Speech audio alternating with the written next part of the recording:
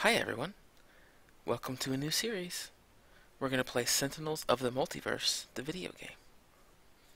Sentinels of the Multiverse is actually a card game created by Greater Than Games. You play a team of superheroes in a cooperative card game where each hero and the villain have their own decks. And you take turns going through the decks, playing cards, countering, killing minions, etc., etc., etc. I thought that it would be a great time to get into this game now with the new Avengers film coming out, and in the next few days, a new expansion for this video game is coming out as well. So I wanted to get a tutorial in for the first episode, and then once the expansion hits on Tuesday of next week, go ahead and try to do maybe one fight every other day, maybe one every day. I'm not sure yet exactly, but I figured for the first video I should just kind of go over the game. And yeah, this is actually created by Handelabra. This is not the same company who actually makes the physical card game, but they've done a fantastic job. I think the look and feel is just perfect, and for sure the audio, the music is amazing. Let me turn this right up, and I'll just leave it running in the background. So let's just kind of go through everything here real fast. Obviously, new game starts new game, expansion packs.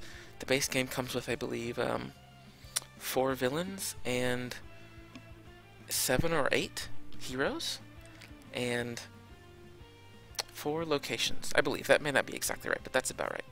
And then the expansion coming out next week is going to add, I think, close to double that.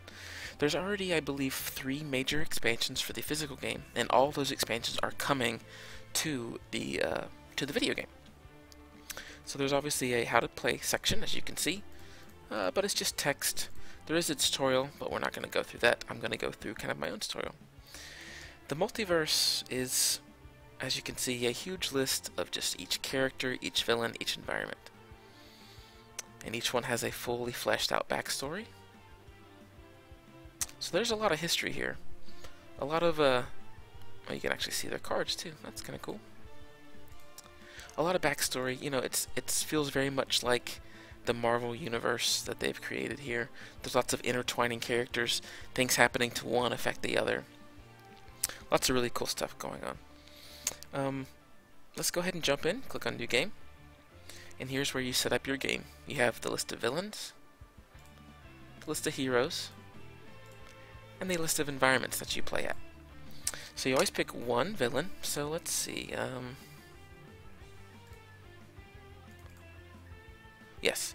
So if you double click on one, let's bring him back up here. Back up there. If you double click, it will show you their difficulties. There's 2. Baron Blade is a 1. Citizen Dawn is a 3, etc. The higher the number, the higher the difficulty. Same thing with each hero. Each hero has their own difficulty, or complexity as they call it here. Absolute Zero is a 3. He's one of the harder characters to use, right? Bunker is 2. Fanatic is 2. Haka is 1. And then the environments, I don't think they tell you like a difficulty or anything. Although there definitely is difficulty when it comes to these. Megalopolis is harder than Ruins of Atlantis, I would say. Oops, I went back too far. You can just randomize, and that gave me Ambuscade with Wraith, Tachyon, Visionary, Absolute Zero. At the Ruins of Atlantis, you can randomize again. Grand Warlord Voss, Bunker, Tachyon, Absolute Zero, Silver Gulch, 1883. So we do some time traveling there. There are advanced rules. Each enemy has advanced rules. Advanced reduced damage dealt by heroes by 1. Those are for obviously more advanced players. For at least a while, I will not be playing advanced. I have a lot of hours spent playing the physical game, but when you play physical game, it's co-op. You only play one hero at a time. So I'm just gonna take some time figuring out how to play every hero at once. So let's just randomize a few times. Alright, so we have Ambuscade. We're going to play as Fanatic, Unity, Absolute Zero, and Visionary. We're playing at the Ruins of Atlantis. So, let's go. And I think what I'll do is I'll play through 1 or 2 rounds, just to kind of give you a example of how the game is played. And then that way, when we come back in the next episode, and I'm playing a full game, there will not be as many surprises. So, okay, so Ambuscade is like a hunter. He doesn't really have minions. He's almost a hero hunter. Lots of traps and things like that. So, I have found you, my prey. Your time runs short. Au revoir. And then Fanatic. Repent, evildoer. You cannot stand against divine might. Alright, let's go. So, things are going to happen a little fast here. Ambuscade is going to take his turn, which I'll go back and explain here. But he's going to draw a card, which is his device. He's going to draw another device. And I'll explain why he's doing the things he's doing now. But he gets to take his turn first, and I just kind of have to let him do it. So this is his play card for the turn. And he's going to shoot Fanatic for 3. So now the custom hand cannon, which is that first device that he played. At the end of the villain turn, Ambuscade deals a hero target with the most cards in play 2 projectile damage. Because everybody is equal, nobody has cards in play, I get to pick. Absolute Zero has the most HP, I'll pick him. Now this automated turret, the next card he played. And again, if this is moving fast, don't worry, I'm going to explain it in a minute, but we have to get through this turn. At the end of the villain turn, this card deals the hero target with the highest HP 2 projectile damage. Again, Absolute Zero and Fanatic are tied. We'll just put it on Fanatic. And then the next turret is going to fire, which it just did. So now it's Fanatic's turn. So let's go back for just a second and explain what just happened. If we double click on Ambuscade, at the start of the game, Ambuscade enters play Superhuman Hunter side up. As you can see, here he is right here. And this is what he just did right when the game started, is this next bit of text here. Cards are revealed from the top of the villain deck until 3 device cards are revealed and put into play.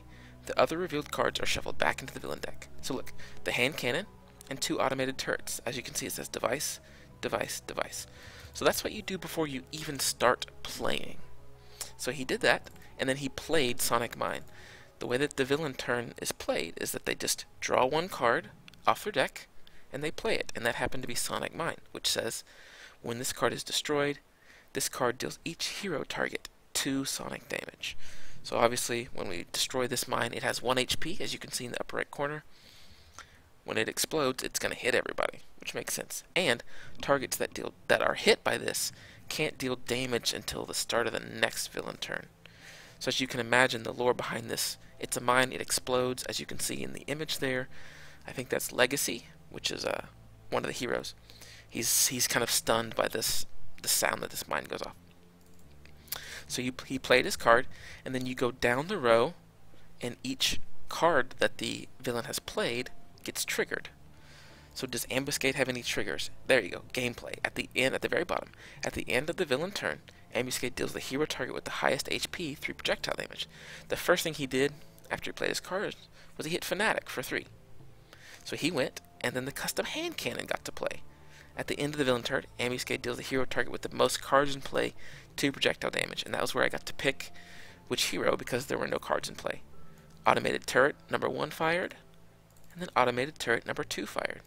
And that's how the villain turn will always go. He will play a card, that card will do something, or it will be a device, or it will be something, and it will just play, and then you'll go down the list, and each card will activate in the order that it was played. The hero turns go a little bit differently. The villain always plays first, by the way. That's just how the game works. The villain always kind of gets the jump on the heroes, I guess you could say. So the 4 heroes will now play. Fanatic will go first, then Unity, and you can see in the upper left there, Fanatic's playing now, then Unity, then Absolute Zero, then Visionary. After that, the environment, the ruins of Atlantis, will actually get a turn. That's one of the great things about this game, is the environment that you're playing it, or the environment that these heroes and villain are fighting. It's actually its own character. It has cards that it plays, bad things can happen, good things can happen, and you just have to roll with it. So let's look at Fanatic first. Fanatic is kind of a holy angel.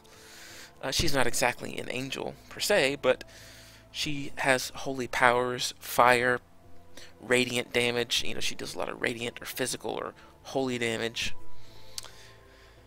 And she's half damage dealer, half controller. Lots of crowd control, so she can disable people or stun them for a time, things like that. So this is how heroes play. They play differently than the villains do. You play a card, which, as you can see, my cards in my hand are at the bottom, and they're flashing. So you play a card, and then you use a power, and every hero has a default power. If you look at this card here, I guess this could be a card in play. I'm not exactly sure, but you double click it, power. Every hero has one power. So you play a card, use a power, and then draw a card, and that's every hero's turn. Now it will get very complicated as we go. The more cards in play, the more powers in play. You can use one power per turn, unless a card says otherwise. So we'll go through this list. I'm just going to look through these fanatic cards real fast. Play next to a non-hero target other than a character card. Character cards would be Fanatic, Unity, Ambuscade, Sub-Zero. So play next to a non-hero target other than a character card. That target is immune to damage and cannot deal damage. At the start of your turn, Fanatic may deal herself 2 psychic damage. If she takes no damage in this way, destroy this card. So you could play this next to, let's say, the hand cannon or the automated turret. You play it next to just one, yes. And as long as Fanatic deals herself 2 damage each turn, this card basically doesn't exist. It won't get to deal damage, but we can't hurt it either. So it kind of puts them in this, as you can see by the art on the card. The art usually does a fantastic job explaining what's happening. That I guess that horned beast character is locked away. He can't do anything, can't take damage, but he can't deal damage either. Define Sacrifice. Fanatic deals up to 3 targets 1 irreducible radiant damage. Irreducible is a word you're going to hear a lot. A lot of characters, a lot of items, a lot of abilities allow you to increase or decrease damage. Irreducible is exactly what it means. Can't be reduced. So, Fanatic deals up to 3 targets 1 irreducible damage. Damage dealt by those targets is redirected to Fanatic until the start of your next turn. So Divine Sacrifice makes sense. She can deal damage, but all damage dealt by those targets for 1 turn gets sent directly to her. So as you can see, she's kind of a crowd control, damage dealing character. Undaunted. Whenever exactly 1 damage is dealt to Fanatic, prevent that damage. Whenever Fanatic is dealt 5 or more by a single source, reduce that damage by 2. So again, she's a bit of a tank. Last thing, Zealous Offense. At the start of your turn, select up to 2 non-character cards. Again, character cards, Ambuscade, Fanatic, Unity, Sub-Zero, not Sub-Zero, Absolute Zero, and Visionary. So select up to 2 non-character card targets. Those targets cannot deal damage until the start of your next turn. At the end of your turn, if you had not dealt at least 3 damage this turn, destroy this card. So this makes a lot of sense, and up here you can see Fanatic has dealt no damage so far this turn. It would make a lot of sense if I could get this off on like these 2 turrets, because these are going to be doing 4 damage to me total every single turn, which can add up. However, my only power with Fanatic, deal 1 target 1 melee damage and 1 radiant damage. That's only 2 damage. So this card just has no purpose. So I think what I might do, I can Chastise. Remember, I can play this next to a character card that is immune to damage and cannot deal damage, but this becomes immune. I could play it next to the cannon and just ignore it for now while I deal with everything else. However, I'm still dealing 2 psychic damage to her every turn, so really it kind of balances out. Nothing really happens. So I think what I might do, if I deal 1 irreducible damage to the Sonic Mine, it will explode, and all the damage that it does should get redirected to her. Now she's going to take a ton, however, she is going to be the only one affected by this second line here. Targets dealt by damage cannot deal damage until the start of the next villain turn. And that's really good. I don't want to have Unity, Absolute Zero, and Visionary not be able to do any damage. So I think I will play Divine Sacrifice. I'm going to pick the Sonic Mine.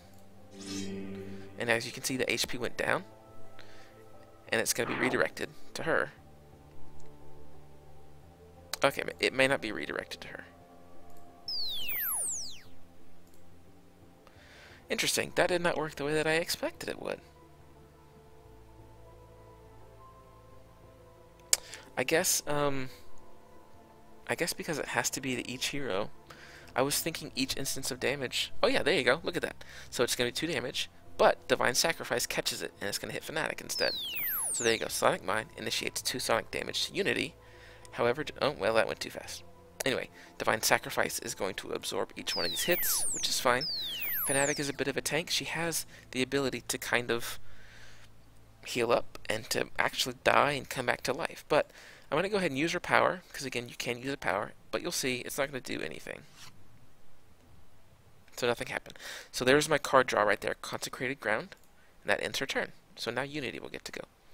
Unity is somewhat like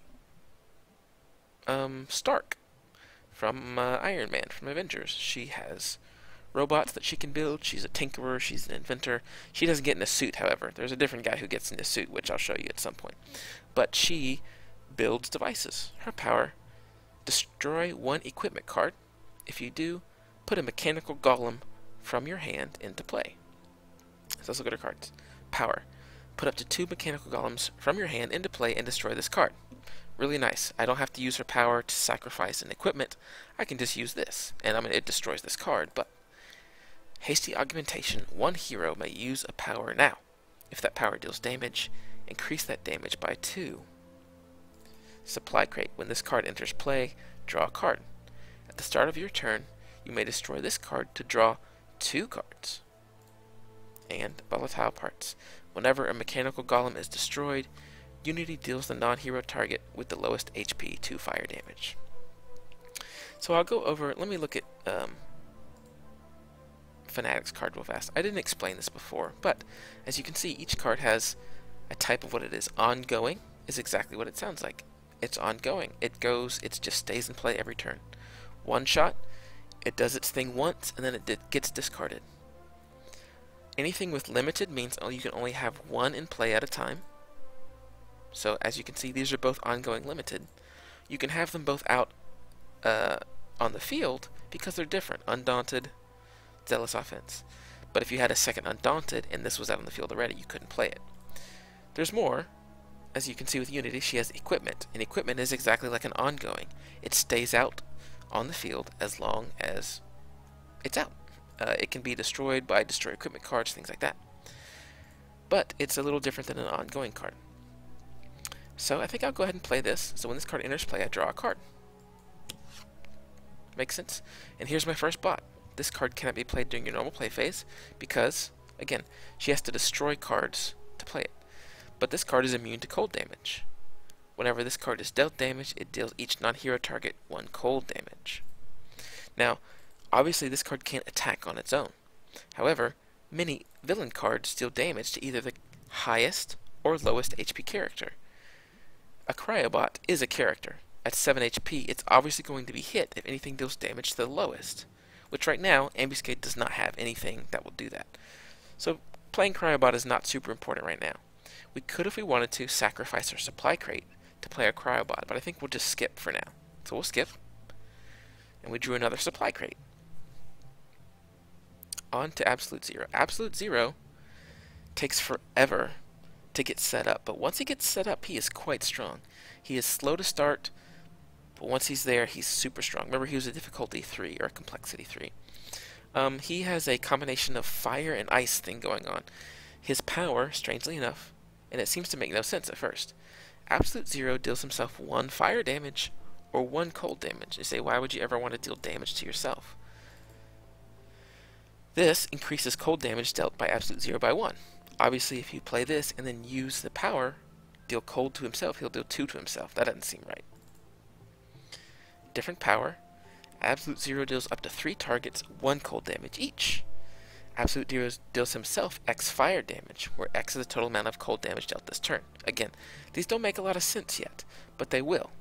One shot, you may draw a card. Search your deck for a module card, put it into play, shuffle your deck, and you play a card. So I'm actually going to play this onboard installation module. I'm going to draw a card. Not what I'm after, but I can search my deck for this. When Absolute Zero would take cold damage, he regains that many HP instead. So I'm going to confirm that, and I'm going to play it right away.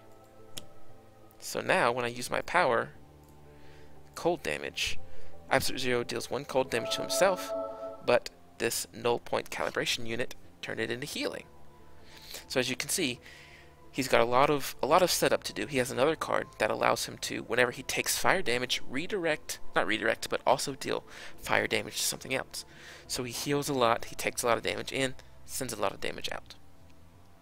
Okay, last up, Visionary's turn. Visionary is, she's kind of like Jean Grey, I guess.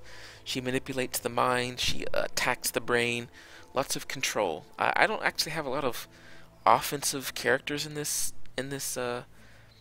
setup right now, and in general, probably this is not a good group of characters to play with because none of these have a lot of offensive capabilities.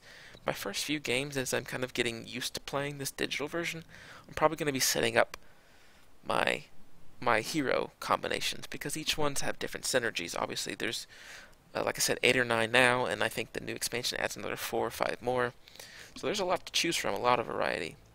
But let's go over Visionary real fast. For power, one player draws 2 cards, then discards 1 card. Now there's no such thing as maximum hand size or anything like that. You just always start the game with 4 cards.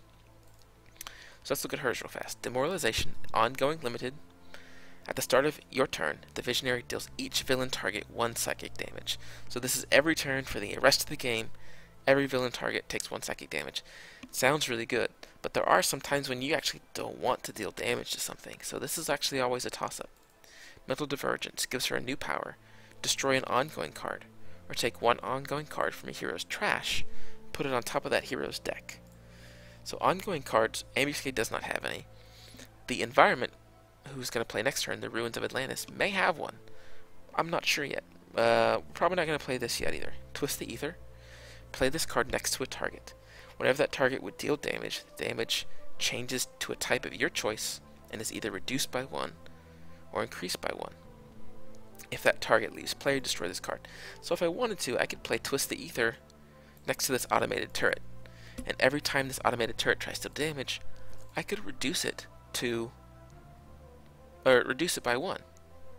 In other ways, I could set this up if I don't have the cards to do it. But remember Cryobot over here, who's immune to cold damage?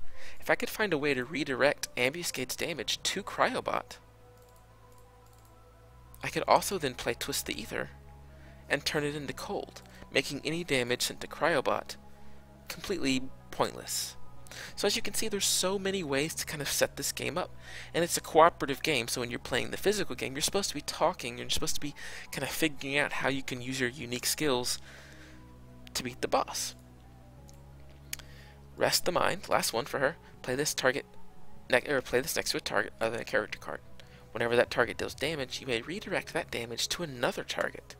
If you do, Visionary deals that target and herself 3 psychic damage each.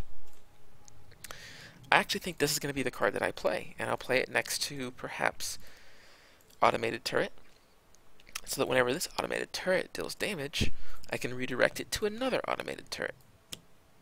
So I'll play it right here. And as you can see, it jumped over to the side. So I'm going to use this, Enlighten, so one player gets to draw 2 cards. And since Unity doesn't have a lot of attack cards out right now, I think I want her to draw 2.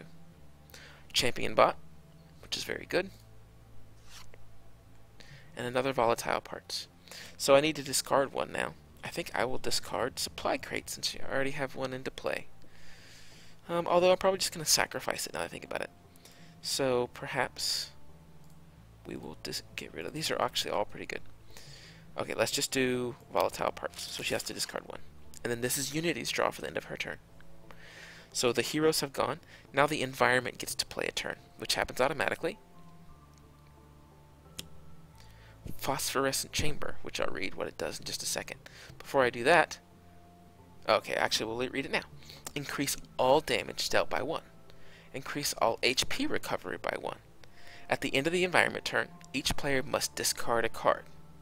At the start of the environment turn, each player may discard 1 card to destroy this card. So obviously all damage is going to go up, all HP is going to go up, but we all have to discard a card. At the end of the environment turn means at the end of the environment turn. This makes a lot of sense, right? Which happened now. This is the way the environment turn plays. You do any start of turn effects, so anything that says at the start of the environment turn, so down here at the bottom, at the start of the environment turn, each player may discard 1 card to destroy this card. Then the environment plays a card, the environment goes through its list of cards, and then you get to end of turn. So, we're at the end of turn, we all have to discard. I think I'll get rid of Chastise for her. Unity will go ahead and get rid of the other volatile parts. Absolute Zero will drop his...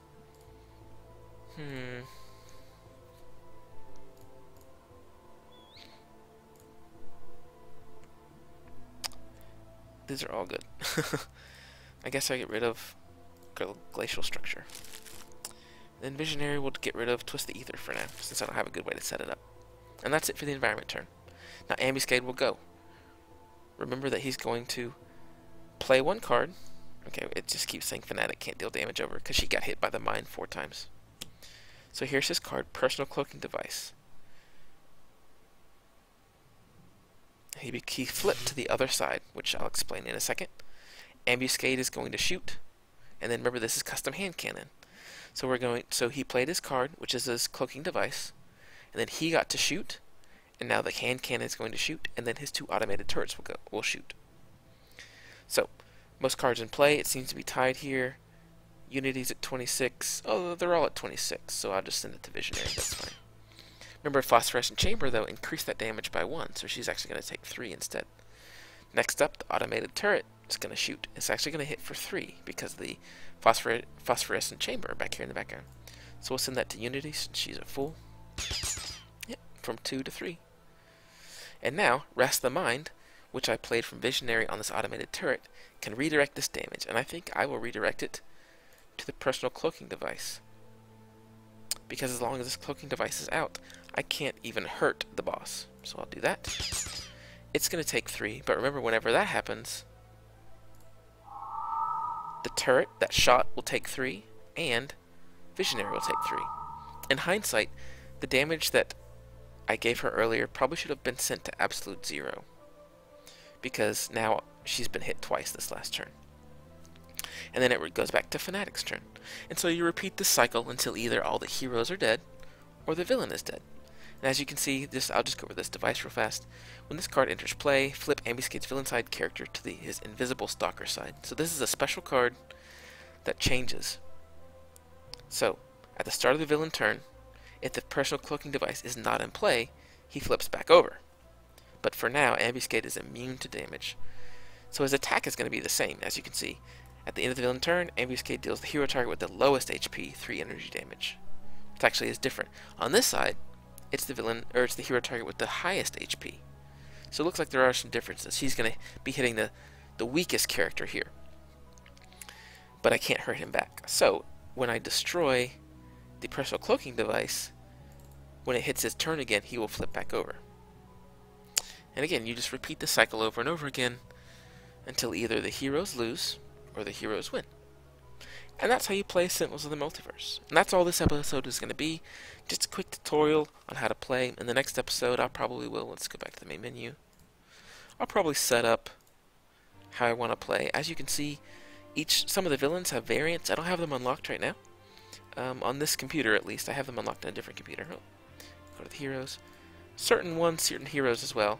And the variants get added with each expansion as well. The variants kind of were originally created when the original physical game was a Kickstarter. I believe it was Kickstarter. It might have been Indiegogo, but I think it was Kickstarter.